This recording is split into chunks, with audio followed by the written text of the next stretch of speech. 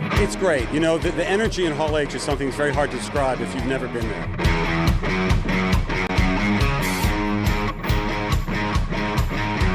I watched Mark Ruffalo turn from Bruce into Hulk. Jen's transformation is so very different from his. She retains her consciousness. I love Titania. I know you're not supposed to, but I'm obsessed with her from back in 1984 when she first hit the Marvel scene. What would happen? How would I feel if one day, completely unasked for, I suddenly got turned into a Hulk and had superpowers? Now everybody wants me to be a superhero or an Avenger. I'd be furious. I would be like, I'm too tired. I don't have time for this. I got a lot on my plate already. You think I can juggle like my parents with the job that I have, and then you want me to be a superhero? No, thank you. Hard pass. But, you know, this is the kind of thing where you can't pass on, so then she has to really deal with it.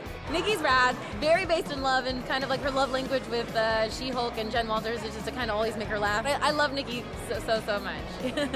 I just think there's a lot to relate to in it at the same time as it really, like, pokes fun at things that we've seen over the years and, you know, has a good time. It has a lot of fun. I'm so excited for all the cameos. We have made a smart, funny, interesting, challenging, divisive show.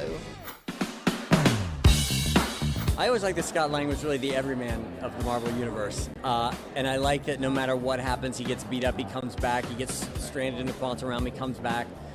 He's really kind of the linchpin of defeating Thanos, I think that's fair to say, in Endgame. He kind of is a bit of an everyman, and that he's, you know, his struggles are relatable, even though his circumstances are somewhat extraordinary. And it's fun to play every time. I was being hit by the crowd and their excitement, and just like, okay, yeah, this is cool, right? Yeah, this is cool. So it was like, oh, we were like almost mirroring each other. This is wicked. Yeah, this is wicked. Holy smokes. Holy smokes. So, yeah, it's fun. Here's Paul Rudd. Every interview just crashes. This is Ant-Man. Ant-Man, can you please tell us what's going on? Oh, look, there's There it is. Hey, how's it going? God. Whoa, hey, how's it going? God, the Guardians are the worst. Did you see the footage for Ant-Man? No, what happened? By the way, that looks freaking awesome. I was blown away. I was blown away by Guardians. Yeah, I was crying. That looked really. I cried. I told you, yeah. I think we all kind of got There's room for everybody in the MCU. Yeah. Here we go. Here we By go. the way, how about the fact that they all shuffled us out of there before we could see the Black Panther stuff? Oh, they did? Oh, we gotta go on Twitter right now and go watch it. Yeah. Is it on Twitter? Yeah, we gotta go. Bye. King T'Challa really surrounded himself with powerful women. To see that be extended in this next film is really beautiful from Ryan and Joe Robert Cole. So I just really respect them for it, and it's refreshing, it's beautiful to see us on screen like that. What I love about playing the character is it's not complicated, because the country comes first, the royal family comes first, and whatever happens, you have to put your emotions aside. It was moving, it was therapeutic, and it was fun. I'm really excited for these new characters. Oh my God, it was amazing. They called me like 2 years ago, and they offered this character, and I understood that finally the moment has come. You know, the moment arrived to my life, and be part of this world, be part of this movie, and represent this character and all the things that they did for this character. I'm very excited for people to see our world, our underwater world, seeing, you know, the stuff that we do. You know, there's a little bit of whale riding, as you saw on the trailer, and amongst other things. So it's very exciting. It's very exciting. The first one was incredible. It made waves. It changed history. And the second one is doing something completely different, and that's also yet to be seen exactly what that is until we see the impact of it. But it's the consistency of excellence. It's like we did something special and we're doing something special again.